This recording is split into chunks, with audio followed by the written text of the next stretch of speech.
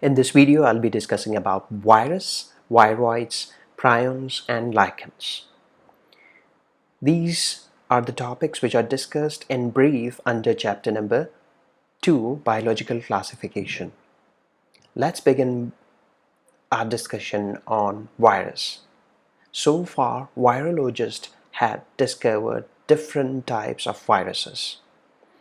As you can see on your screen, some of the common viruses that are causing disease and that are found in nature are HIV virus, hepatitis B virus, Ebola virus, adenovirus, influenza virus, rabies virus, bacteriophage, herpes virus, rotavirus, papilloma virus, and the names of the viruses goes on and on, that there are thousands of viruses discovered so far, and still many other viruses yet to be discovered. Now, what is virus? As you can see here, an image of coronavirus. You may be very much familiar about coronavirus as the COVID-19 pandemic started. I would prefer explaining virus as not truly living entity. Not truly living here refers to they are non-living outside the host cell. They are inert. Inert here refers to inactive. Crystalline structure. Crystalline here refers to having crystal structure. Say like similar to diamond. Diamond is rock-like three-dimensional crystal. So outside the cell, viruses are like rock. They are inactive, non-living structure. Once they started entering inside the living organism, then they started becoming active. They started producing the other viruses once they enter inside the host cell. If we talk about the structure of virus, they are non-cellular, not made up of cell. They are just having nucleoprotein. They are made up of nucleo, which refers to genetic material. Genetic material can be DNA or RNA. So nucleoprotein, genetic material and protein, structural protein is making viruses. So viruses are structurally made up of genetic material, which can be either RNA or DNA plus some protein constituents. Along with that, maybe lipids, structural lipid may be making up virus. In some viruses, they do have structural component, a lipid as structural component. As you can see in this image, RNA is the genetic material inside this virus, and RNA is enclosed by other structural proteins. So this virus is made up of RNA as genetic material and other structural proteins. Now, how virus undergo their life cycle? Viral life cycle start by entering inside the living host cell. So first they infect a cell. Virion is infectious particle which is inactive. When the viruses are outside, then they are usually called as virions. Now, virions after landing on host cell and on injecting the genetic material inside the cytoplasm of the cell, then the genetic material started entering inside the nucleus. Inside the nucleus, the genetic material of the virus interact with the genetic material of the host cell, and thereby viral genetic material destroy the host cell genetic material, which in a way it disrupt or disturb the replication machinery, especially DNA replication and RNA replication are disturbed once the viral DNA started entering inside the nucleus. After disruption of the host cell replication, then virus started generating proteins required by the viruses and genetic materials which are required by the virus, and in a way many other viruses comes out by killing the host cell. So this is how viral life cycle start and undergoes. First they infect a cell, they enter the genetic material enters inside cell, and through the cytoplasm the genetic material move inside the nucleus. Thereby there is disruption of genetic material replication process, and later there is production of viral protein and viral genetic material. And as the number of viruses started producing, there is bursting or killing of the host cell and production of many other viruses. So this is how viruses used to replicate or doubles. Now, what are the genetic materials which are present inside different types of viruses? Viruses may be infecting plants, or virus may be infecting animals and causing disease. Some viruses infect bacteria. So those viruses which infect bacteria are known as bacteriophages. Bacterio refers to bacteria. Phages here refers to a killer or something that lyses, something that break down.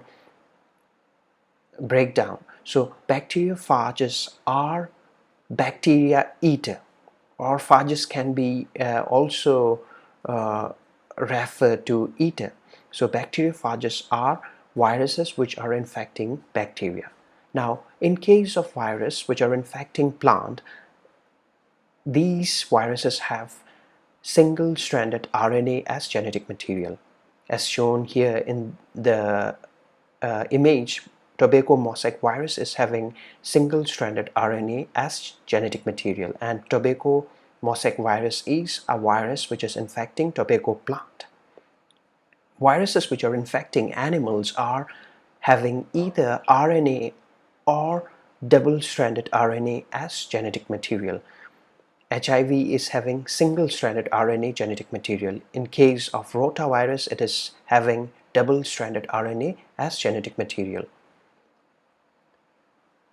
Viruses which are infecting animals are also having double-stranded DNA as genetic material, as in case of herpes virus. Herpes virus is having double-stranded DNA inside the protein coat. Now, in case of bacteriophages, they are usually having double-stranded DNA.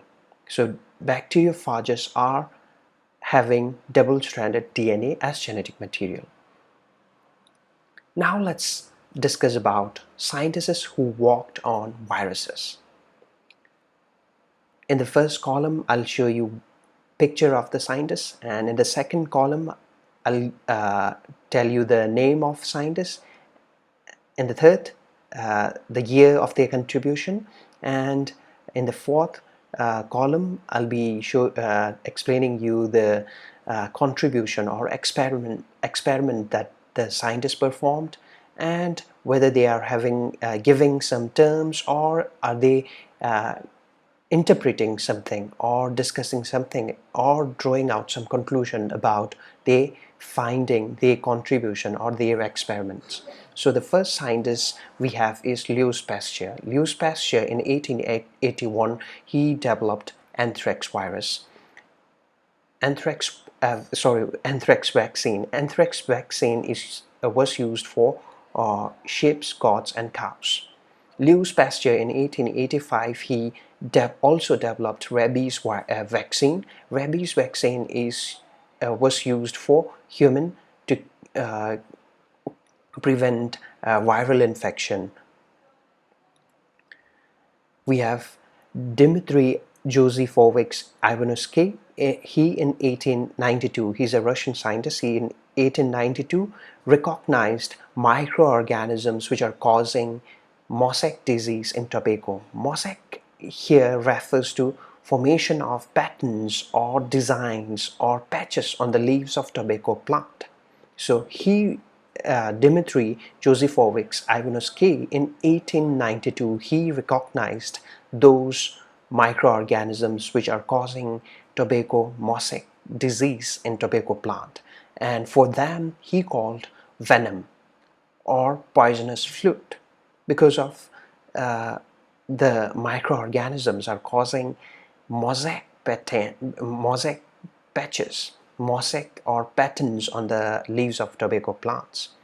And he also observed that those microorganisms that he recognized were smaller than bacteria.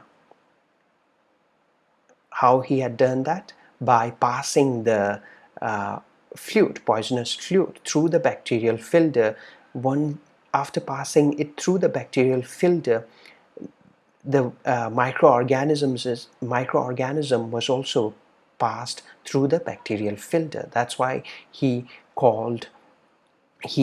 recognized those poisonous fluid or venom or microorganisms having size smaller than bacteria.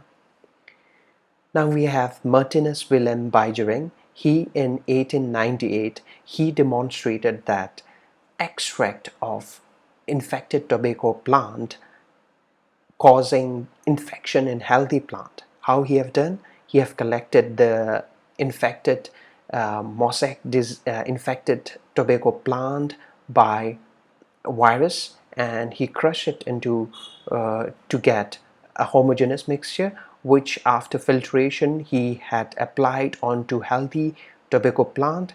And after applying the homogeneous filtrate of tobacco plant leaves, which are usually infected by tobacco mosaic virus, he found that those healthy plants are also acquiring patches on the leaves. And later on he observed that the plant, healthy tobacco plant, was suffering from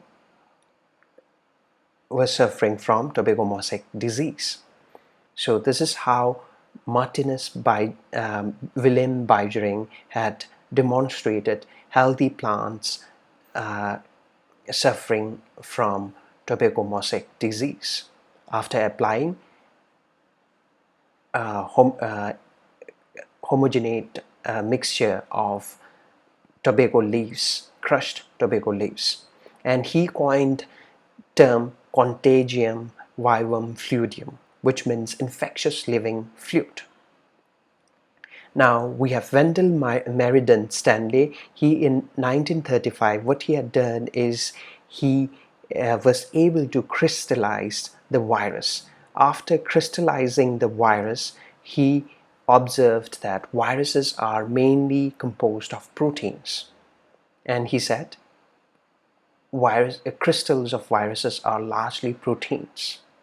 So these are the some of scientists which we had discussed in this slide. Now we have many other scientists who had discovered,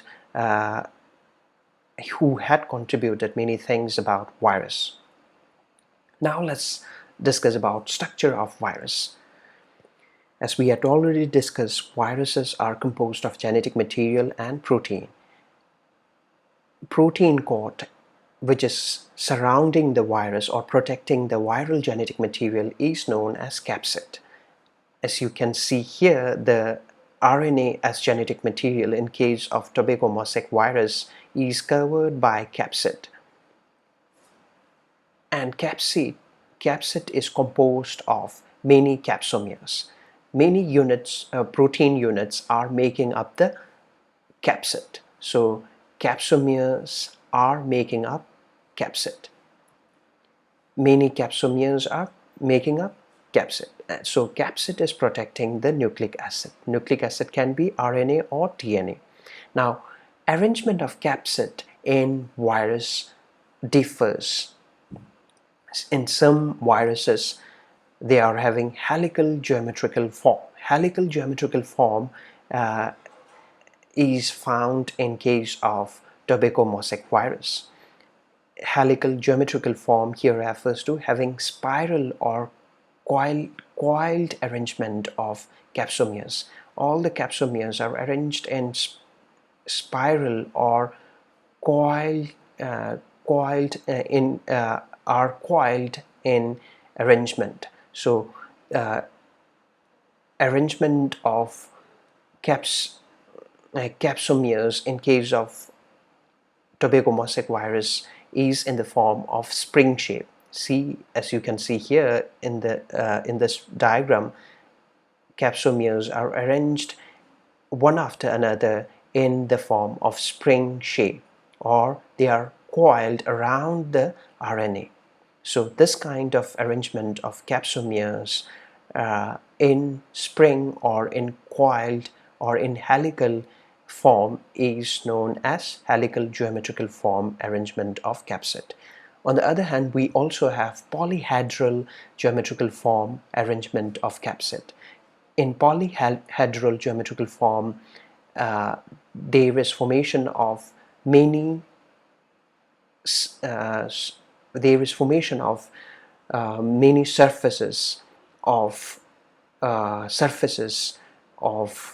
capsid. Capsid are usually forming polygons, many polygons forming a three-dimensional network of capsid. So poly here refers to many, hedral here refers to surface. So many surface containing geometrical form, that is in case polyhedral geometrical form is usually observed in bacteriophage. This is a microscopic representation of bacteriophage, and this is a diagrammatic representation. In case of the head of the bacteriophage, you are able to find many triangular shaped or polygonal surfaces which are joined together at the edges to form three-dimensional structure. And this is the head of the bacteriophage, and head is joined to the helical sheath by collar, and the main one of the main part for landing of the bacteriophage onto the host cell is base plate. Base plate is having many tails, the tails of the tail pins of the bacteriophage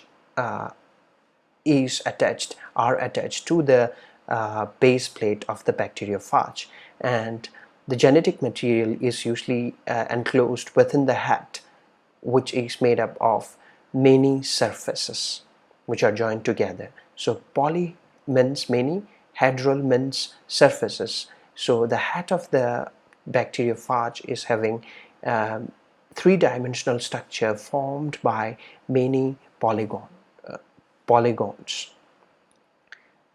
To make it clear, you are able to see in this image that the bacteriophage head is made up of many three-dimensional structure, mainly made up of many triangular shaped surfaces.